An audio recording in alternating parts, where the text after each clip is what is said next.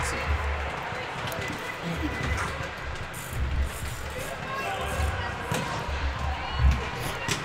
How sensitive is this mic? If I yell at it from here, will it pick me up? It's a Blue Yeti. A Blue Yeti. I don't know what the characteristics are in terms of whether it needs to be right on top of it or what.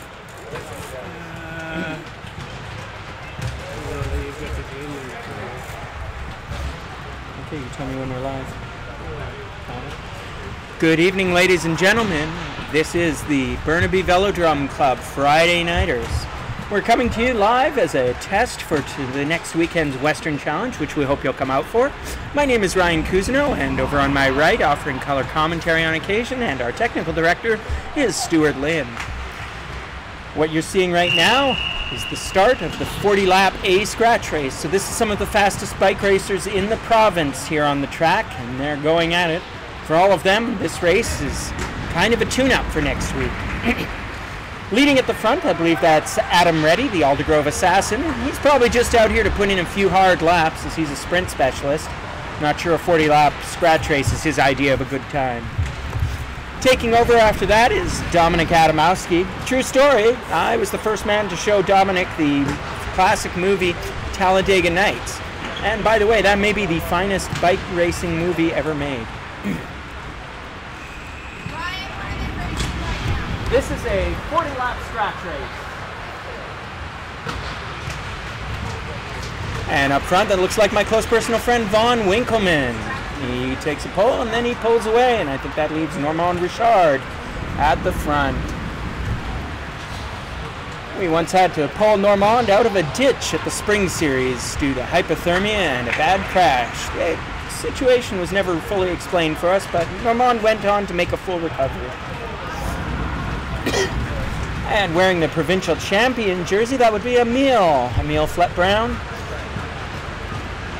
Followed by one of my teammates, I believe that's Quinn Story, if I'm not mistaken.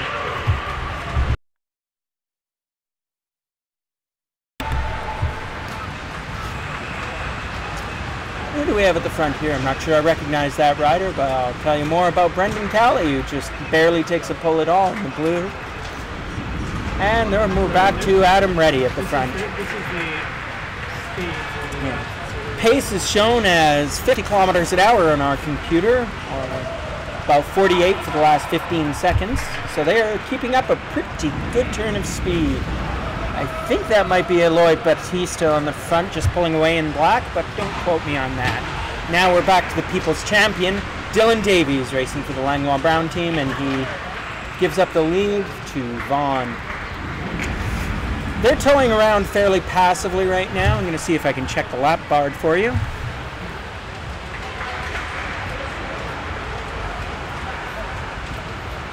I cannot, but I think that we've done about... my clock here says 32 laps to go, so we'll go by that. 32 laps to go. The young Cannondale rider takes a turn. I'm going to see if I can catch that face before he goes by. Oh, that's young Sean Richardson racing for the Cannondales in the bright green. And now that's one of the David Millers taking over at the front before he pulls off for a pole. True story, there's two David Millers on the same team. Rumor has it they discovered there was a third registered racing David Miller in the province, and they tried to recruit him. So far, no luck, but hope springs eternal that the all-Miller sprint team will be created. The Aldergrove assassin takes another pull at the front. He's going to pull off for a rider I can't quite make out in the beautiful Burnaby Velodrome kit. That's the black with the yellow, red, orange bead, stylized bead. Oh, that's Dominic Adamowski in the Burnaby Velodrome kit. And they're circulating nicely. True story. That kit was designed by cycling's own John Wood. John's not a trackie, but he is a pretty serious roadie. Not sure why the Aldergrove assassin is out there, but Adam Reddy is taking quite a strong pull at the front, possibly trying to split this field up as he drags them around at approximately 53 kilometers an hour. Even for these guys, that is quite a pace on the track. But mind you, the track is almost an ideal place to go fast because the boards are so smooth and because there's really nothing to get in your way. The speeds that you'll see on this course are routinely higher than what you would get in all but the fastest road races and crits.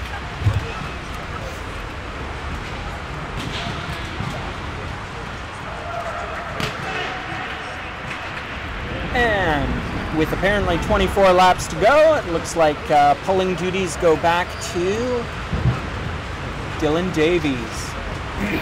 Dylan pulls up, Von Winkleman takes over. And right behind him is Normand Richard, who now gets command of the race.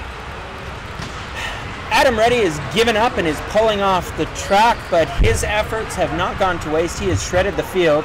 I see David Miller barely in contact.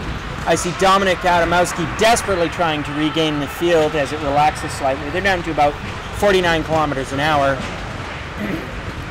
I see one rider off the back here in black. I'm not sure who that is, but it looks like he's just going to give up the lap and take over.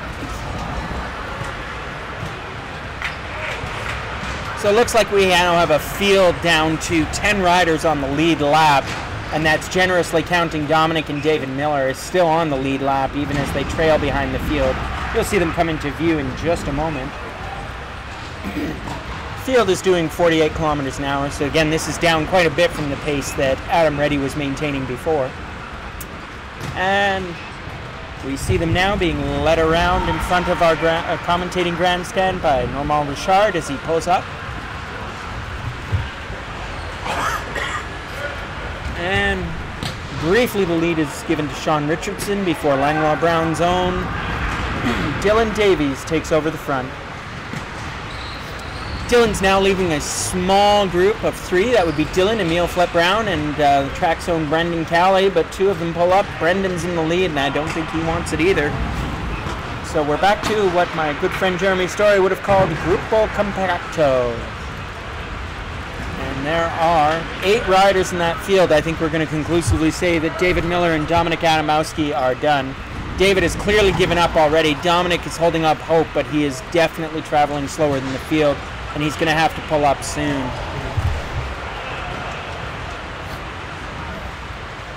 I can see Dominic. He won't be in your screen, but he is already pulled up. So now the field is down to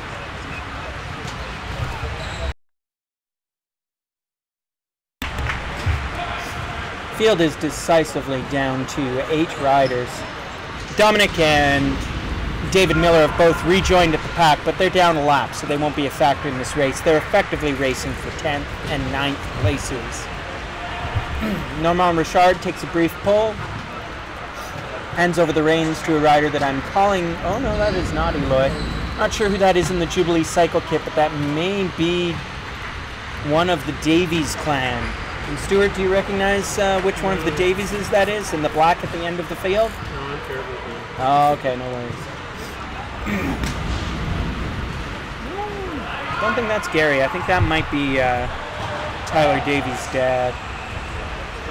David Miller takes over at the front of the field, followed closely by Dominic and Adamowski, but remember again, those two are down a lap, so the other riders will know this. They aren't a factor. Looks like the rider I'm calling Eloy Batista has pulled up as well, and that leaves us with Normand Richard briefly taking the lead. The riders are looking around a lot. They're traveling at 49 kilometers an hour. This is well within the abilities of these guys. They can pretty much maintain this pace for a period of time, which you and I would call forever on this track at this time. But at some point, with only 9 laps to go, they're going to want to pick it up because somebody's got to win this race, and pretty soon someone's going to try. What I would look for now is maybe one of the guys who's a bit of a distance specialist to leg it out. Possibly this would be where a guy like Dylan Davies might go for it. I see Von Winkleman turning up the pace as he gets the lead again. He is definitely ready to see if he can make a split in this field. Possibly what he saw, and it looks like it might work, is a few of the fast guys he was afraid of at the wrong end of the field at the wrong time. But having said that, Von pulls up. Oh no, he's got a group of 3 now. These guys are working well, but the field is chasing behind them, led by Dylan Davies pulling Emile Flett-Brown. Emile doesn't wear a provincial champion's jersey for nothing, and all of a sudden we're like a group of 6 as Brendan Cowley cannily hangs on, and looks like Eloy Batista and even Sean Richardson are going to regain. But that attack has at least dismissed David Miller and Dominic Adamowski for a second time. So They are well and truly clear of this field, and I believe they will stay clear just to give these guys a race. 5 laps to go, according to my watch. And looks like Eloy Batista, if I've got that right, is at the lead. Who is that in all black? You guys recognize him? There's a rider in all black in the lead right now. And that's the bell, so whatever else our lap calendar says, it is 1 to go now. And Emil Flett-Brown takes over with a decisive sprint, followed closely by Dylan Davies, and that's your finish. Looks like Emil Flett-Brown wins, Dylan Davies second, and if I've got my names right, that would be Eloy Batista in third. Yeah. That's you. Yeah. I'm just listening to see.